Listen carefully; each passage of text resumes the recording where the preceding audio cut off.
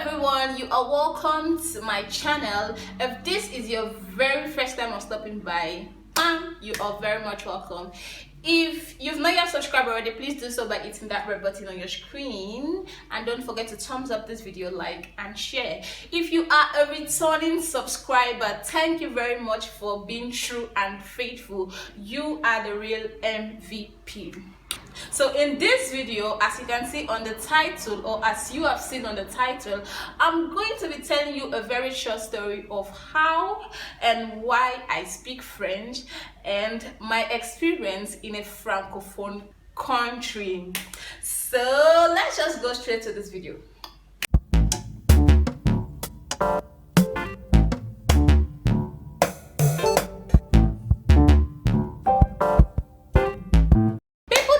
The French in school, but no, I did not learn any French in school. We all know that in school it's only maybe bonjour that they tell us, comment ça va, c'est fini, merci. That's the only French they teach us in school, or maybe they teach us more, but we are actually not very attentive. We are so occupied, we don't even want to learn another language. Like for me, that was my case. I was feeling that French was always a very difficult language. So in the year 2017, I traveled to Ivory Coast. Why I traveled to Ivory Coast is because in my church is more like a missionary church.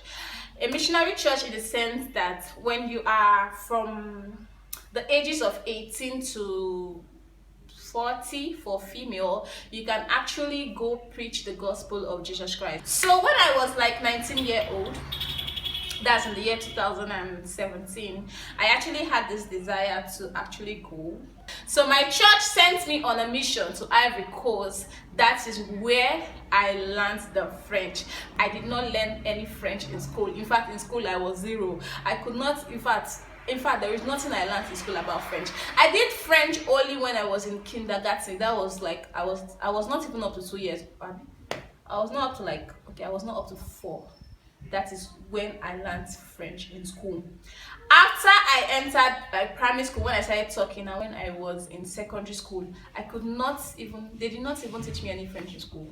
We didn't even have any French teacher. So it was just like that. But when I went to Ivory Coast, I started learning the French, and guess what? It was not easy. Because just as the way it is with our own country, our own Anglophone country, it is hard for you to see a person that speaks French. It is very hard. In fact, I've never ever seen somebody that speaks French. Since I came back to Nigeria, the only people I know that speaks French are the people that I was with in Ivory Coast. Those are the people I call and I speak French with. Apart from those people, I've not come across or have not come in contact with people that actually speak French. All they know is the normal bonjour, comment ça va, merci, just petit French. That is it. So my experience there was actually kind of very weird. It was not only me that was from Nigeria. I had people that were from Nigeria too, and I had people that were from Kenya, America, people that could speak English too were also there. So we are all struggling and striving to actually learn to speak the French. We had books. We were given books by our church. We were given some mini dictionary. We were given a translation dictionary. We were given many books. We were given a grammar book. We were given syllabus book. We were given many books. We had many books, so it was very much easy for us to learn the French. But then, reading is another thing and speaking is another thing.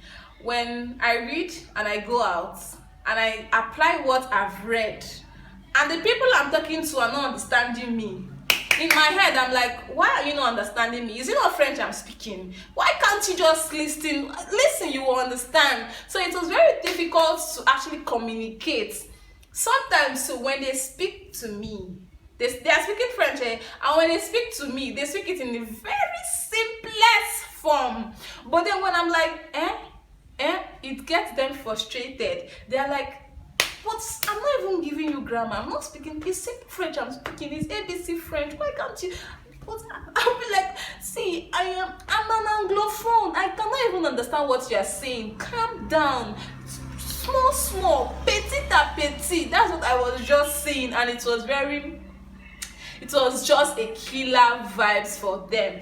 There were people that were actually very friendly would take their time to talk to me so that I would not feel very bad with myself. And me too, when I want to talk, when I open my mouth to talk, when I think I'm speaking French, it's English I'm speaking. And I will be like, I will be stammering. That experience actually made me humble, because I actually became humble. Me personally, I love talking, I love noise. When I'm in a place like this, I just love making noise. I don't know why, but when I went there, I became humble. Oh. I became calm. It's not as if I was calm. Oh. Like, it's not as if I changed my attitude. It's just because I didn't know what to say. I had gist though. I had things I wanted to tell my colleagues, but oh yeah, say it. How do you express it? Where do I start from? How do I pick words from here and pick words from here? It was very stressful. And then there are also some nights that I would just stay and just carry my pillow, press on my face, and cry and cry and cry, because at some point it became really frustrating. Even the people I was staying around with, when I see things going wrong, I'm supposed to be like correct them or even ask them about things, but because I could not communicate, I just became deaf and dumb. I would just be looking at things and observing and shaking my head, no, yes, no, yes. So it was not a really nice experience, but after like 3 months, I was able to understand most of the French that people were speaking.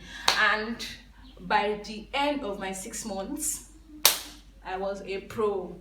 I could speak and hear. I could even insult people. I was even correcting my fellow French colleagues, and they were very surprised, but it was all nice.